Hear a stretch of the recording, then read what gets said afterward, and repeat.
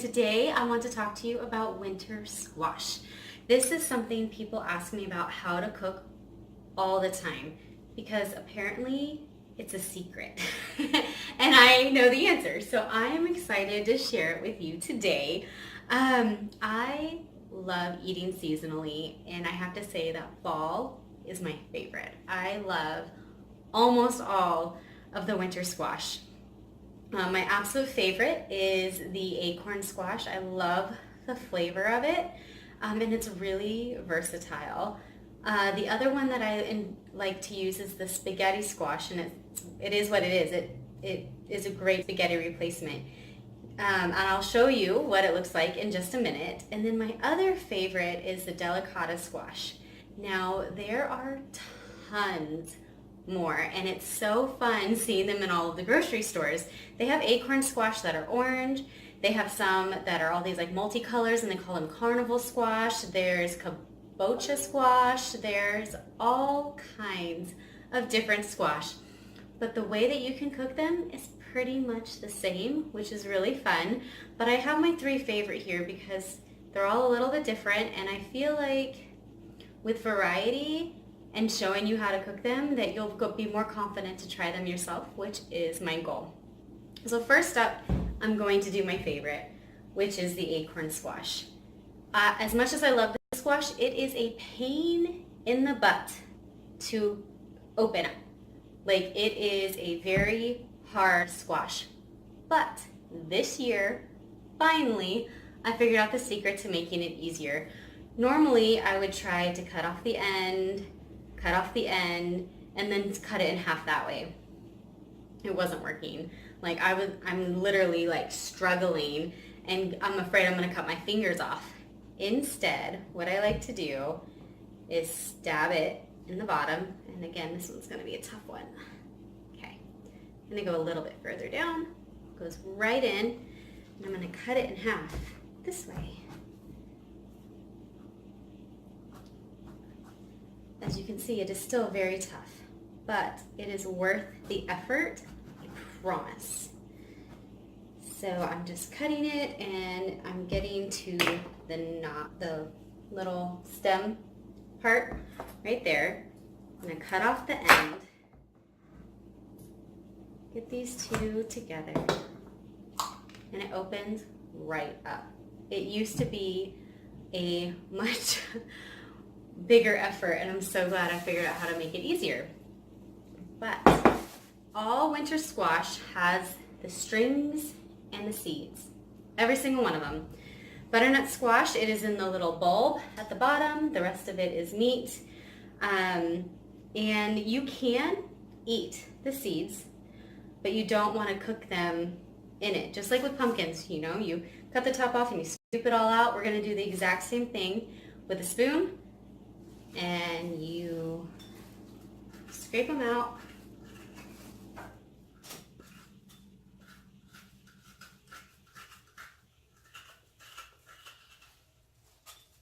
You want to do the best that you can. And we're just gonna scrape.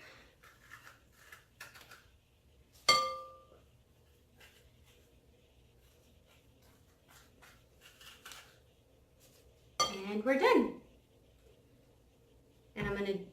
And then what I like to do, I forgot to get this out of the drawer, is parchment paper.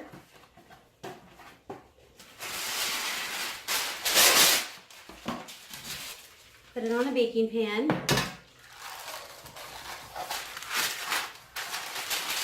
Flip it over so it doesn't roll up. And then I'm going to take my acorn squash, and I'm going to lightly coat it with olive oil. I like to use my mister, but of course you can drizzle it and use your fingers. That's okay too. Lightly coat that. And then I use garlic salt. It's like my favorite thing ever. And we're going to bake it in the oven for, hold on, back up. So you preheat the oven to 425, at least in my oven. That works really, really well. and you get it really nice and hot, and then you put the acorn squash in, and you're going to roast it for 25 to 35 minutes, depending on how thick it is, the size, and everything else. I will show you what it looks like once it's done baking. While the acorn squash is baking, I'm now going to show you how to cook a spaghetti squash. There's a couple different ways that people cook spaghetti squash. There's the microwave method where you stab it a few times so that the air can escape and it doesn't explode. Been there, done that, had that happen. You stab it, stick it in the microwave, cook it for 8 to 10 minutes, and it's steamed and it pulls apart. And that's one way that people cook it. People also can do that in the oven. I'm not the biggest fan of that method. I'll eat it that way if I'm desperate. I just don't think it tastes as good as it does roasted, and that's just kind of how I feel. What I like to do is cut off each end and then cut it in half.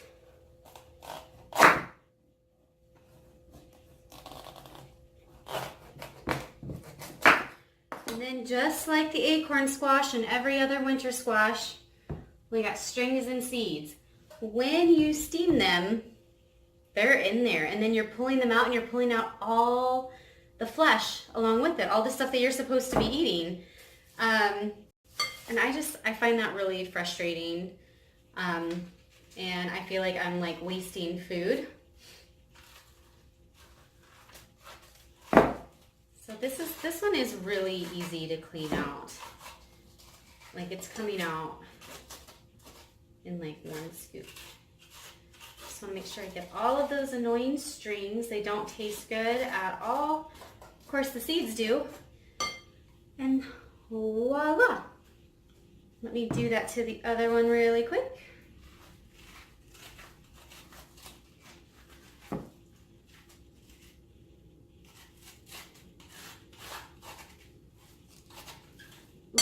Lost my grip.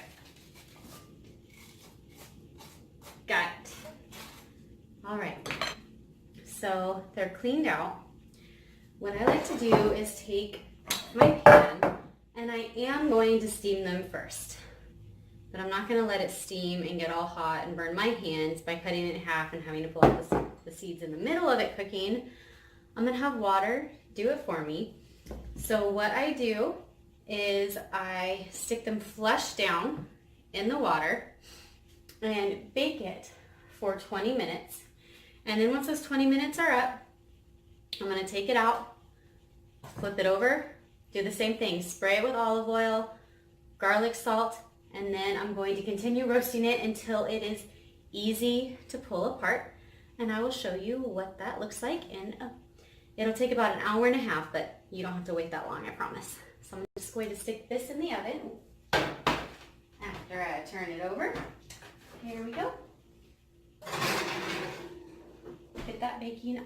You can do it on 375. It will take a lot longer. I tend to do it about 400, and I do it on the bottom shelf and not the top shelf.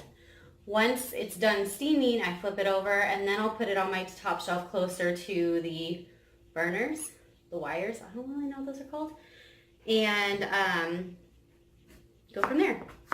Next up is the Delicata Squash. This one is going to have a lot less meat in it, but it is so good. I love the flavor of this thing. I feel like one squash is like, I eat a whole one myself, along with my protein. I love it so much. And it's exactly the same process. You got the seeds inside, you scoop them out, you see how it is orange, and you roast it. And I don't know, I love winter squash. And one of the things that I want to talk about with them is how healthy they are. Winter squashes are orange and yellow, and they are that way for a reason. What do orange and yellow foods have? Vitamin C. what is going on during the fall and winter? We start getting sick. We're not getting as much sunlight. Whoa, whoops. Okay. All right, we're not getting as much sunlight. We're not drinking as much water, and we're not indulging in as much citrus and all of that was in season. So eating the winter squash gives us a great dose of vitamin C and fiber, and they're low calorie. I mean, I think one acorn squash by itself is like half of one is like 40 calories. A cup of the spaghetti squash is 40 calories. They're really low calorie. They're great during the winter when we tend to gain a lot of weight. Hopefully we're able to kind of negate that by eating healthy and sticking to eating junk food just to like the holidays and not every single holiday party. Really hard to do, I know. But yeah, so now we're gonna let those bake and then I'm gonna come back and show you what they look like.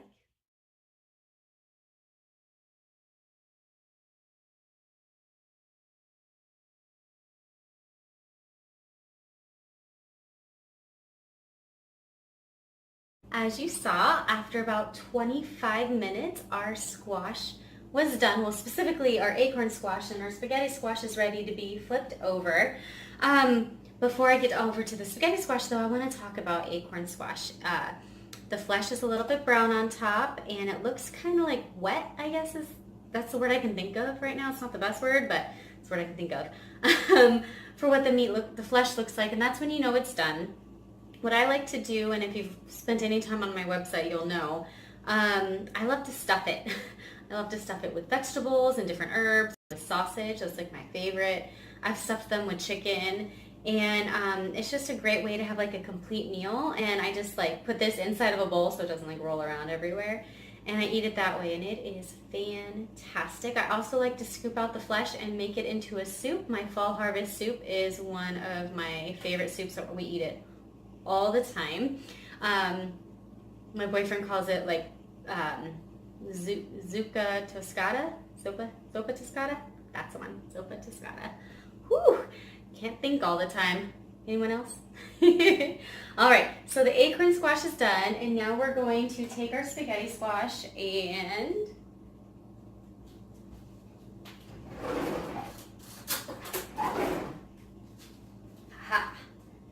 use a device to flip it over. I like to use a fork.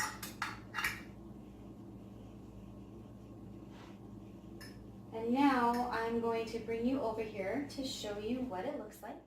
As you can see, it is almost completely cooked. We have a few pieces that are still not quite ready to go. They're a little bit white. So now we are going to spray it with olive oil and sprinkle it with some garlic salt. You can use regular salt, but garlic salt's my favorite. And then we're going to stick it back in the oven to roast. And this time we're going to stick it on the top shelf.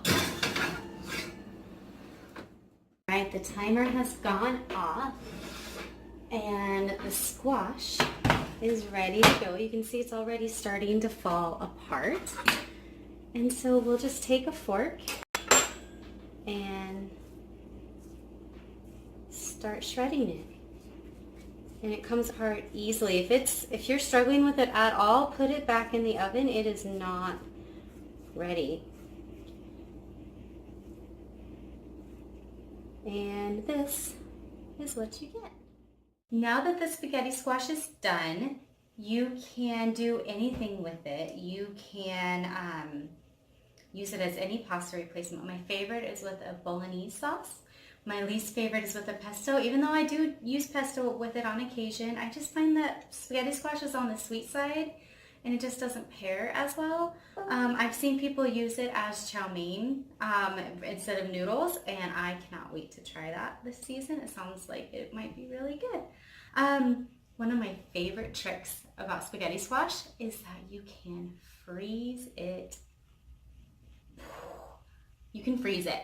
So it's cooked, you shred it all up, and then you stick it in a freezer bag and put it in the freezer. And anytime in the next month, anytime that you want to cook a little bit less for the week, pull it out, stick it in the fridge, and when it's completely thawed, you warm up a skillet with a little bit of oil, throw it in there, throw in any other vegetables and protein that you want, mix it all together. It'll be ready in like 5, 8 minutes. So quick, so easy. I love shortcuts. If you need help with meal prep, check out my Meal Planning Made Easy program. I teach you all my secrets on how to meal prep and meal plan, and I give you 4 weeks of meal plans with shopping lists and recipes for that week to help you get started. It is an awesome program. I'm really excited to share it with you, and I hope you'll check it out. I will put the link below, so head over there and let me know what you think. Bye, guys.